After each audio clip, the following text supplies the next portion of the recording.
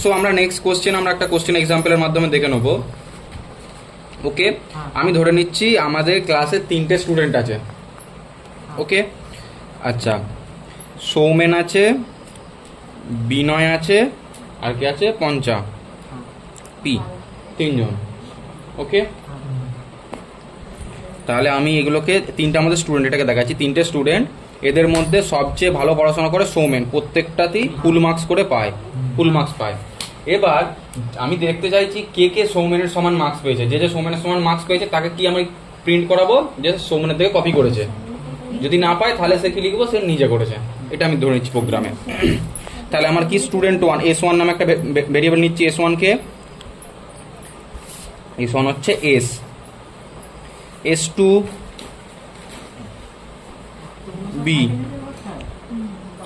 S3 P, 3টে variable নিলাম। ওকে, এবার কি করবো, আমি তুলনা করে দেখবো। ইফ এইদিকে ইফ কি দেখাবো, আমি আমাদের সবচেয়ে ব্রিলিয়ান্ট স্টুডেন্ট কে বলেছি, S। ওকে, তাহলে আমি কি করে দেবো, S1 ইজ ইকাল টু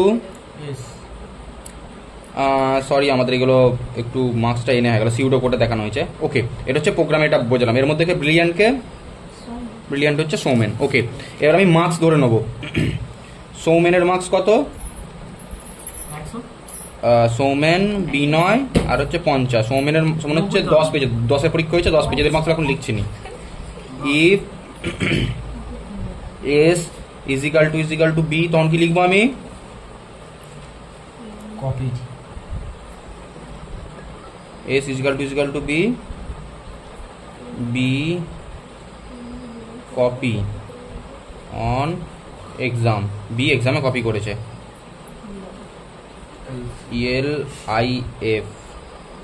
এলসিফে কি দেবো, S is equal to P. S আবার পি যদি এস এর সঙ্গে সমান হয় তখন কি প্রিন্ট করাবো, print P copy on exam. Okay, দিলাম। এবার যদি আরেকটা কি দিয়ে দেবো আমি, আরেকটা জিনিস, দুটো দিয়েছি। এবার কি আমাদের নেক্সট বাকি আছে, এলস যদি আমাদের এলস তাছাড়া আছে, এই দুটো যদি সমান না হয় তাহলে কি লিখবো, নিজের এক্সাম দিয়েছে, PRINT, প্রিন্ট ফেয়ার এক্সাম। ওকে, ফেয়ার এক্সাম দিয়েছে। ওকে, তাহলে আমি জিনিসটা যদি এক্সপ্লেন করি, কি আসছে আমাদের এখানটা, প্রথমে আমি ধরে নিচ্ছি ই পেয়েছে, বি পেয়েছে 10 আর পি পেয়েছে 7। তাহলে প্রথম কন্ডিশন, এস এর মান 10, তাহলে আমাদের বি কত পেয়েছে, 10, 10-এর সঙ্গে 10 মিলে গেছে, তাহলে পরে কন্ডিশনগুলো দেখবে না। কি হচ্ছে আমাদের এখানে দিচ্ছি আমরা, যে বি কপি করেছে এর। ওকে, তারপরে দেখলো পি এর মার্কস যখন দেখতে এনু এস এর সঙ্গে সমান নয়, এটা তো সমান হলো, এটার সঙ্গে সমান নয়। ওকে, তখন আমি কি করনু, ফেয়ার এক্সাম দিয়ে দিনু। আমি এই দুটোকে কম্বাইন করে একটার মধ্যেও লিখতে পারি, অ্যান্ড ফাংশন দিয়ে বা অর ফাংশন দিয়েও করতে পারি।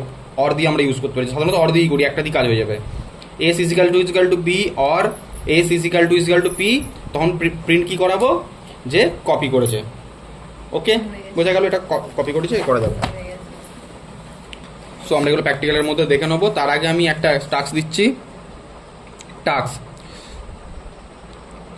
ফাইন্ড the given number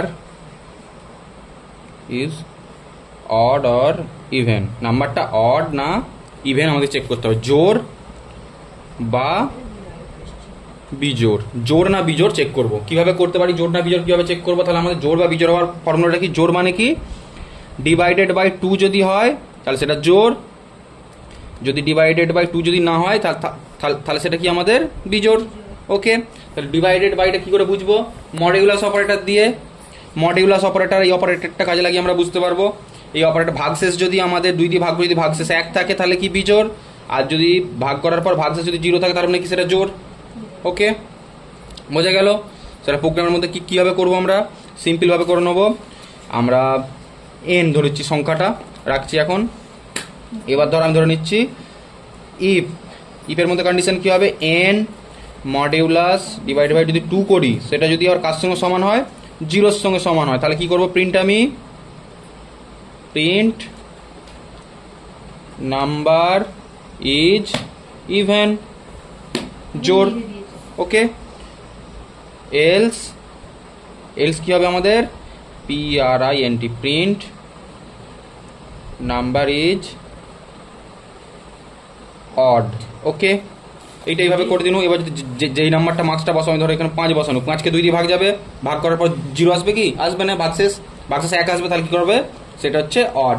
ঠিক আছে, এইভাবে এইটাকেও যদি আমি কন্ডিশনটা ওইটাই দিই, এন সমান রাখলাম if N modulus 2 divided by 1 sorry equal to 1, মানে যদি ভাগশেষ 1 থাকে তাহলে কি প্রিন্ট করাবো, প্রিন্ট নাম্বার ইজ অড। এটাও করতে পারি, else print number is even. এটাও ইউজ করতে পারি, এই প্রোগ্রামটা ইউজ করতে পারি একইভাবে 6 দিন, যেটা খুশি আমি ইউজ করতে পারি। প্রোগ্রামটাকে আমি এবার প্র্যাকটিক্যালের মধ্যে দেখাবো জিনিসটাকে।